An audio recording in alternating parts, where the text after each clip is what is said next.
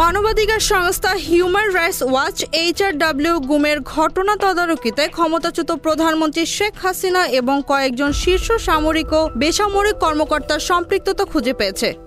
সংস্থাটি বলেছে, শেখ হাসিনা, শীর্ষ কর্মকর্তা অবসরপ্রাপ্ত মেজর জেনারেল তারিক আহমেদ সিদ্দিক ও মেজর জেনারেল জিয়াউল আহসান এবং পুলিশের ঊর্ধ্বতন কর্মকর্তারা গুমের ঘটনা তদারকিতে যুক্ত ছিলেন। মার্কিন যুক্তরাষ্ট্র ভিত্তিক মানবাধিকার সংস্থাটির সম্প্রতি প্রকাশিত এক প্রতিবেদনে একথা বলা হয়েছে। গুমের ঘটনা তদন্তকারী জাতীয় কমিশন গত 14 ডিসেম্বর তাদের প্রথম প্রতিবেদন প্রকাশ করে। এতে বলা হয়, শেখ হাসিনা সরকারের অধীনে 3,500-এর বেশি জোরপূর্বক গুমের ঘটনা ঘটেছে।